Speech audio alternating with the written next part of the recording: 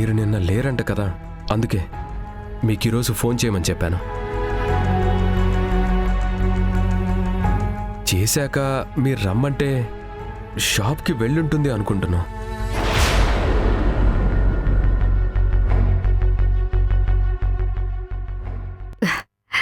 అదిగో సంధ్య వచ్చేసింది.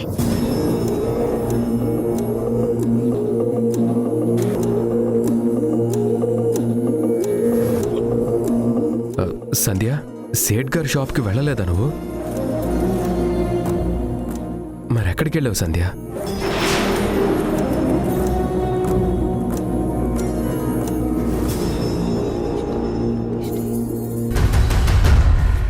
శ్రీకర్, తను షాప్ దగ్గరికే వెళ్ళుంటుంది. నేను పనుండి బయటకు వచ్చాను. వస్తూ ఇలా వచ్చేశాను.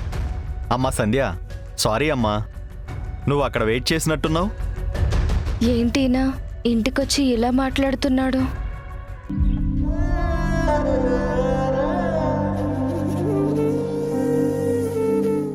ఇవ్వగోండి అమ్మా చీరల డబ్బులు తీసుకోండి. మీకు చాలా అవసరాలు ఉంటాయి కదా, ఇప్పటికే నా వల్ల చాలా లేట్ అయింది. నేను వెళ్ళొస్తాను. అమ్మా సంధ్య, వెళ్ళొస్తాను శ్రీకర్.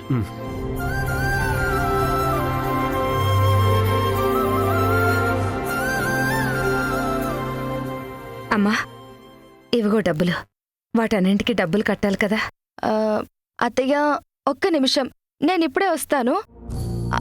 ఆయన అంత దూరం నుంచి వచ్చి డబ్బులిచ్చారు కదా, ఒక థ్యాంక్స్ కూడా చెప్పలేదు. నేను చెప్పేసి వస్తాను. సేట్ గారు. అమ్మా, నువ్వు ఆ డబ్బులు లోపల పెట్టు. సరేరా. ఏంటండి మీరు చేసిన పని? నేను వద్దని చెప్పాక కూడా ఇంటికొచ్చి మరీ డబ్బులు ఇవ్వడం మీకు న్యాయంగా ఉందా? అయ్యయ్యో, మిమ్మల్ని ఇబ్బంది పెట్టాలని కాదమ్మా, మీరు ఇబ్బందుల్లో ఉన్నారని తెలిసి ఎలా అయినా హెల్ప్ చేయమని రాజేష్ గారు మరీ చెప్పి పంపించారు. శ్రీకరం, సంధ్య ఎదురా? సేట్తో మాట్లాడడానికి వెళ్ళిందమ్మా. ఇంకానా? ఇలా ఇంట్లో అందరి ముందు నన్ను లాక్ చేయడం మీకు కరెక్టేనా? రాజేష్ గారికి కూడా ఉండాలి కదండి. అయినా నేను వద్దని చెప్పాను కదా. అమ్మా సంధ్య, మీ మంచి కోరి పెద్దవాడిగా చెప్తున్నాను. ఇది సహాయం కాదమ్మా, మీ అవసరాలు చూసి ఆయన అభిమానంతో ఇస్తున్నారు. కాదనకమ్మా, ఈసారికి చూడు. సంధ్య, థ్యాంక్స్ చెప్తానని చెప్పొచ్చి ఇక్కడే ఉండిపోయావేంటమ్మా? ఆయన ఈసారికి చూడు అని చెప్తున్నారు, ఏమైంది? అది అత్తయ్య ఆర్డర్ గురించి మాట్లాడుతున్నారు. కొంచెం త్వరగా కావాలి అంటున్నారు. సేట్ గారు, అంతే కదండి? మీకు కావాల్సిన మెటీరియల్ నేను ఇస్తానండి. సరేనమ్మా, నేను వెళ్ళొస్తాను. నువ్వు రమ్మా.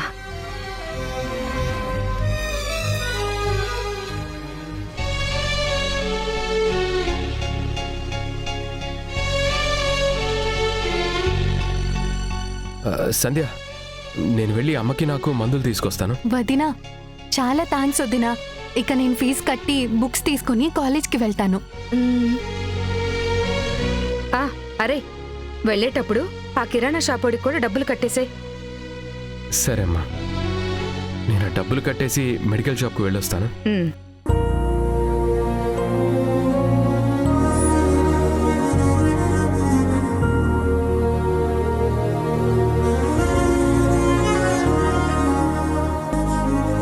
వీళ్ళు ఆ డబ్బులు చీరలకొచ్చాయని అనుకుని ఆనందపడుతున్నారు. కానీ ఆ డబ్బు రాజేష్ గారి దయవల్లొచ్చిందని ఎలా చెప్పను? చెప్పి వాళ్ళ అవసరాలకు అడ్డుపడనా? వాళ్ళని బాధ పెట్టనా? ఆకలి తీర్చలేని ఆత్మాభిమానం అంత ముఖ్యమా?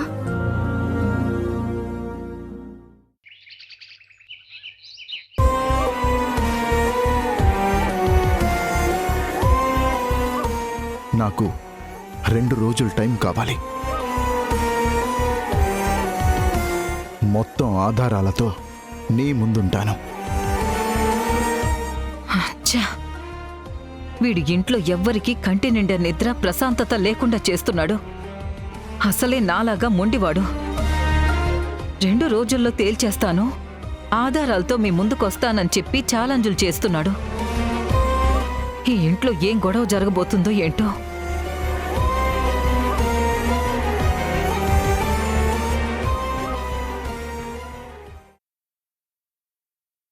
వాణి, ఏంటండి? ఏమైంది వాణి? ఎందుకంత టెన్షన్గా ఉన్నావు?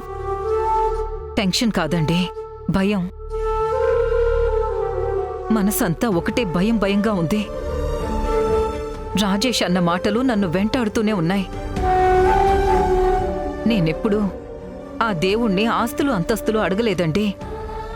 నా కొడుకు కోడలు బావుంటే చాలని కోరుకున్నాను, పూజలు జరిపించాను.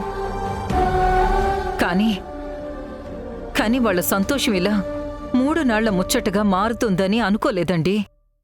ఏంటి వాణి, నువ్వు కూడా చిన్నపిల్లలా ఆలోచిస్తావు. భార్యాభర్తలన్నాక గొడవలు రాకుండా ఉంటాయా? అవే సర్దుకుంటాయిలే. అందరి భార్యాభర్తల్లా వాళ్ళ గొడవలు లేవండి. వీళ్ళ గొడవ చూశారు కదా. వాడి మంకు పట్టు ఈ విషయంలో చాలా సీరియస్గా ఉన్నాడు. వింధ్యం చూస్తేనే నిప్పులపై తాండవం చేస్తున్నాడు. పైగా 2 రోజుల్లో ఏదో తేలుస్తానంటున్నాడు. వింధ్య ఇప్పటికే చాలా భయపడుతుంది. వాడేం చెప్తాడో, కోడల్ని ఏమంటాడో, ఈ సమస్యని ఎలా సాల్వ్ చేయాలో నాకు అసలు అర్థం కావట్లేదండి. కోడలికి ధైర్యం చెప్పాల్సిన నువ్వే ఇలా ఉంటే ఎలా వాణి? వాడు వింధ్యని ఏడిపిస్తున్నాడు, నిన్ను బాధ పెడుతున్నాడు. అలాగని వాడు హ్యాపీగా లేడు. ఏదో అబద్ధాన్ని నిజమని నమ్ముతున్నాడేమో. వాడే తెలుసుకుంటాడులే. చూద్దాం ఏం చెప్పి ఏం చూపిస్తాడో. ఏ విషయం గురించో మనకు తెలుస్తుంది కదా. ఏమోనండి, ఈ ప్రాబ్లం ఏదో త్వరగా తీరిపోయి వాళ్ళిద్దరూ మళ్ళీ నా ముందు నవ్వుతూ సంతోషంగా తిరిగితే నాకదే చాలు. వాళ్ళు హ్యాపీగా ఉంటేనే ఇంట్లో వాతావరణం అంత ప్రశాంతంగా ఉంటుంది. భారం అంతా దేవుడిపైనే వేశాను. ఆయన ఏ దారి చూపిస్తాడో ఏంటో.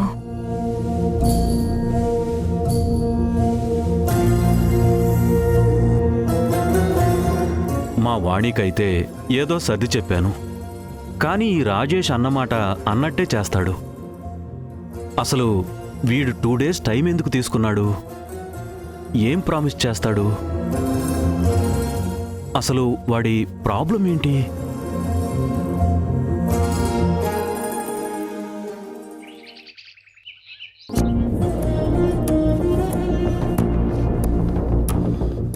నన్ను పూర్తిగా అవాయిడ్ చేస్తున్నారు. నా గురించి ఏదో తెలిసిందని, అదేంటో తొందరలోనే తేలుస్తానని చాలా కోపంగా మాట్లాడుతున్నారు. రాజేష్ గారు వింధ్యని అంతలా బాధ పెట్టడానికి కారణమేంటో నేను తెలుసుకోవాలి.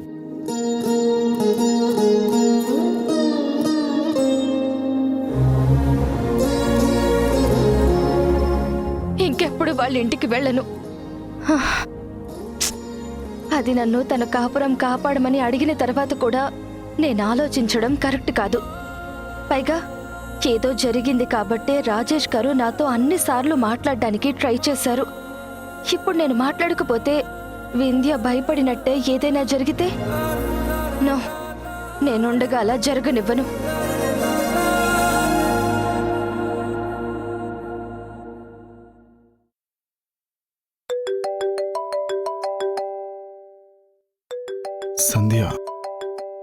సంధ్య ఫోన్ చేస్తుందేంటి? సేట్ ఇచ్చిన డబ్బుల గురించి అయి ఉంటుందా?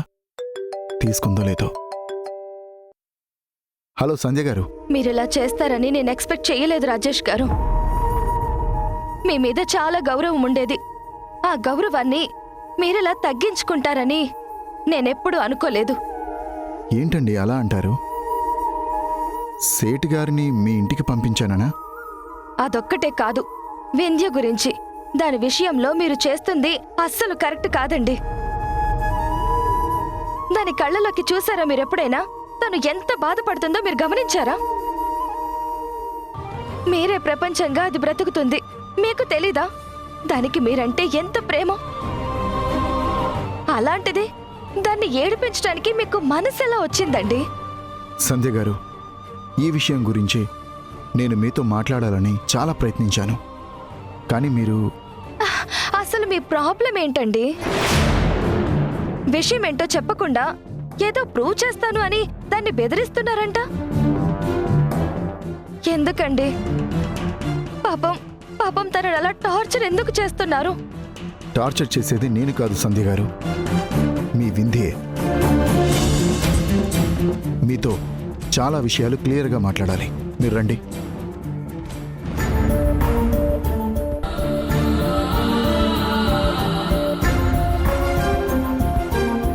ఇంట్లో సరుకులు నిండుకున్నాయి కదా, ఏమేం తెమ్మంటుందో సంజన లిస్ట్ రాయమంటే మంచిది. ఏంటండి ఆలోచిస్తున్నారు?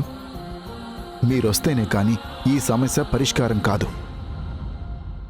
నేను బయటకొచ్చి కలవలేను. నా పరిస్థితి మీరు అర్థం చేసుకోండి. నా పరిస్థితే మీరు అర్థం చేసుకోండి. తిండి లేదు, నిద్ర లేదు, నరకం నరకం అనుభవిస్తున్నాను సంజయ్ గారు. మీరు మీ ఫ్రెండ్ బాధే చూస్తున్నారు తప్ప నా గుండెల్లో రగిలే ఆవేదన్ని చూడటం లేదు.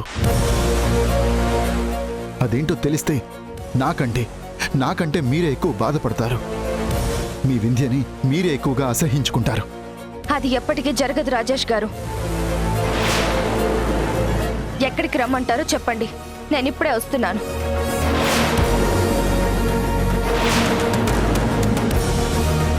అక్కడికి రండి. సరే, ఇప్పుడే నేను పార్క్ దగ్గరికి వచ్చేస్తున్నాను.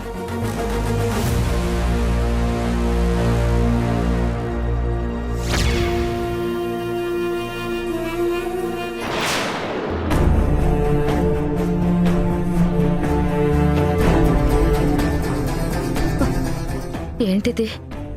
రాజేష్తో మాట్లాడను అని మాటిచ్చి కూడా మాట్లాడుతుంది. పైగా కలవడానికి పార్కుకు వెళ్తుంది. చుట్టూ ఉన్నవాళ్ళు సోటిపోటి మాటలతో పొడుస్తుంటే మాపై వేసిన ఒట్టు పక్కన పెట్టి మరి ఆ రాజేష్తో మాట్లాడడానికి వెళ్లాల్సిన అవసరం ఏంటి? అసలు సంధ్యనే ఈ పని చేస్తోంది.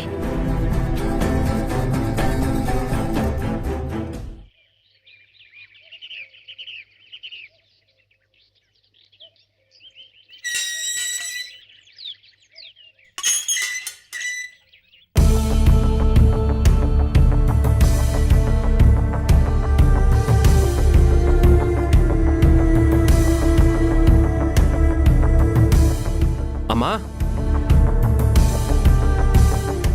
అమ్మా,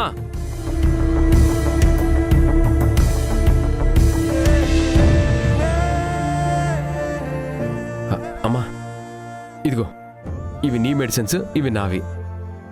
కిరాణా షాప్లో కూడా బాకీ కట్టేశాను.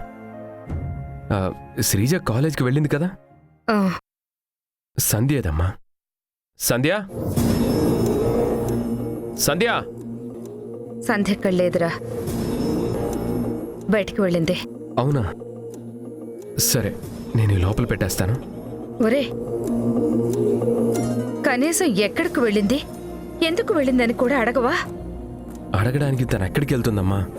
బయటికి వెళ్ళినా మన కోసమే కదా వెళ్తుంది. చీరలు నేయడానికి కావాల్సిన మగ్గం దారాలు అవి తీసుకురావడానికి వెళ్ళుంటుంది. తన ఇంటికి కోడలుగా రావడం మన అదృష్టం కదమ్మా. నాకిలా అయినా ఈ టైంలో భారీగా నాకు కోడలుగా ఈ ఇంటికి మనకి తోడుగా నిలిచింది. తన చేత్తో నేసే చీరలకు చూసావా ఎలా గిరాకీ పెరిగిందో? పాపం చాలా కష్టపడుతుంది. తను భారాన్ని మోస్తూ మనల్ని నడిపిస్తుంది. భర్తగా పొగడకూడదు కానీ నా భార్య ఈ ఇంటి దేవత.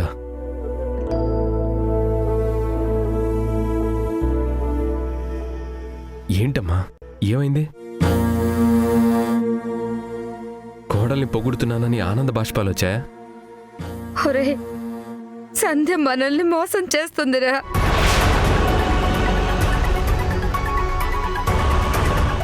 ఏంటమ్మా అలా అన్నావు?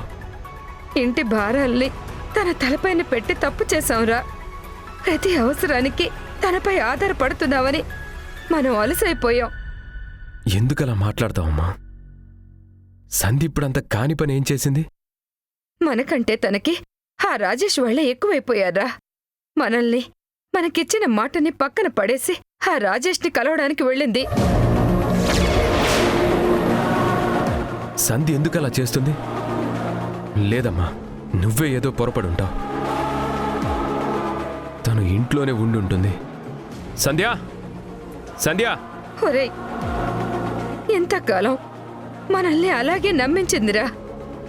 కానీ ఈరోజు నేను కళ్ళతో చూశాను, చెవులతో విన్నాను. వాళ్ళిద్దరూ పార్కులో కలుసుకుందాం అనుకోవడం, సంధ్య కంగారుగా వెళ్ళడం మొత్తం నేను విన్నానురా. లేదమ్మా, నా భార్య అలా చేయదు. నువ్వే ఏదో అబద్ధం చెప్తున్నట్టున్నావు. రే, అబద్ధాలు చెప్పడానికి దాని మీద నాకేమైనా కోపమా, ద్వేషమా? నీ కళ్ళతో చూస్తే నేను చెప్పింది నిజమో అబద్ధమో నీకే తెలుస్తుందిరా. రారా. కాదమ్మా, అది కాదమ్మా. సంధ్య అలా చేయదు. నా మాట విను. ఒరేయ్, అక్కడికి వెళ్తే సంధ్య రాజేష్తో మాట్లాడుతుందో లేదో, మనకిచ్చిన మాట మీద నిలబడిందో లేదో తెలిసిపోతుంది. నువ్వు రా, రా చెప్తాను.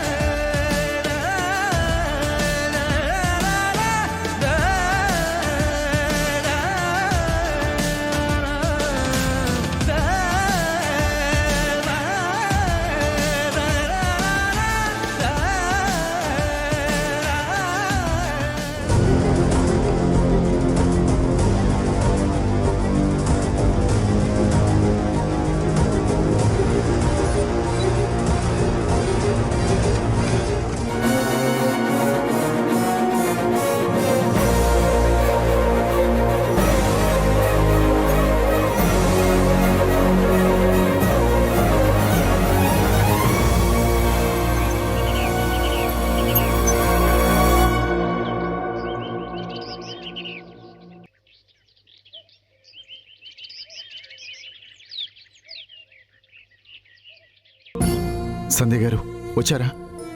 మీరు నిజంగా వస్తారో రారో అని చాలా టెన్షన్ పడుతూ వచ్చాను. నా ప్రాణ స్నేహితురాలికి కష్టం వస్తే నేను రాకుండా ఎలా ఉంటాను? పైగా నేను ఎంతగానో గౌరవించే మీరు రమ్మన్నారు. సరే చెప్పండి, ఏంటంత పెద్ద రహస్యం? ఎందుకు ఆ రహస్యం మిమ్మల్ని చాలా వేధిస్తుంది? సంధ్య గారు, మీతో చాలా విషయాలు మాట్లాడాలి.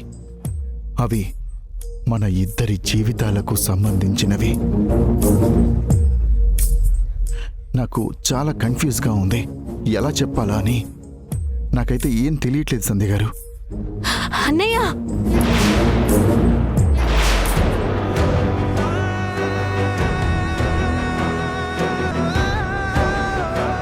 ఇప్పుడేం మాట్లాడద్దు, తర్వాత మాట్లాడండి, వెళ్ళిపోండి. శ్రీజ, నువ్వేంటి ఇక్కడ? అవన్నీ తర్వాత వదినా. నువ్విలా రాజేష్ అన్నయ్యతో మాట్లాడడానికి వచ్చావని అమ్మకి తెలిసిపోయింది.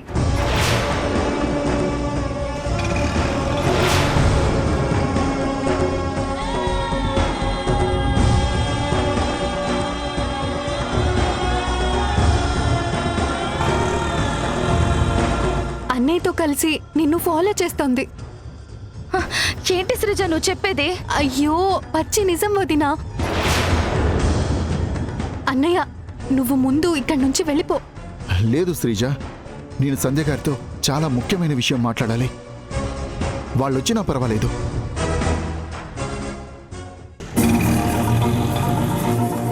సంధ్య గారు, వాళ్ళొస్తే ప్రాబ్లం ఏంటి? మీరెందుకు భయపడుతున్నారు? ఇక్కడ ఏం జరుగుతుందని ఆ కంగారు ఎందుకు మీకు? రాజేష్ గారు, మీరు అర్జెంటుగా వెళ్ళిపోండి. నేను మీతో తర్వాత మాట్లాడతాను. అదేంటి అలా అంటారు సంజయ్ గారు? చెప్పాను కదా నేను మీతో మాట్లాడాలి అని. ఈ విషయం ఇప్పుడు మీకు చెప్పకపోతే నా లైఫ్ రిస్క్లో పడుతుంది.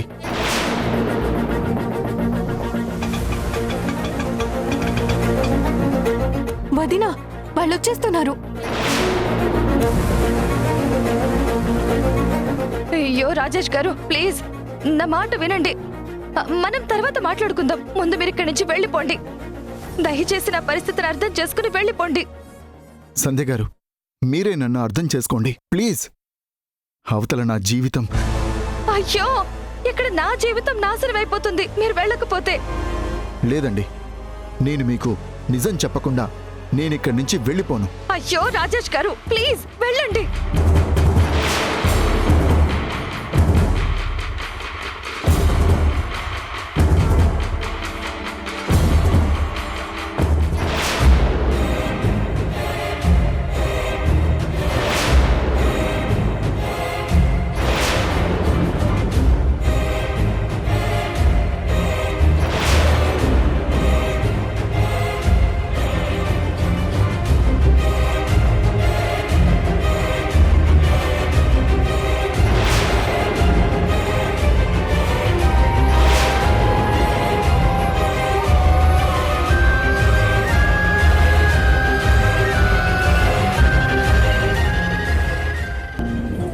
శ్రీజ, నువ్వేంటి ఇక్కడున్నావు? మీరేంటి ఇక్కడ? అది ఒరే నువ్వాగు. మా సంగతి ఎందుకే? నువ్వేం చేస్తున్నావు చెప్పు. ఆ రాజేష్ ఏడి?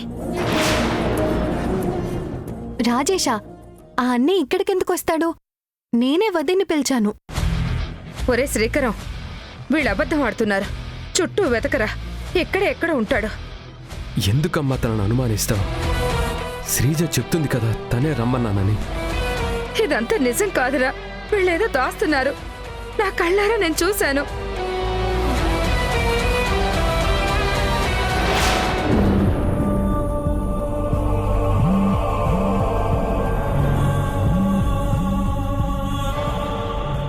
నీ కళ్ళల్లో కంగారు, నీ మాటల్లో తడబాటు చూస్తుంటే నువ్వేదో చేయకూడని పని. అత్తయ్య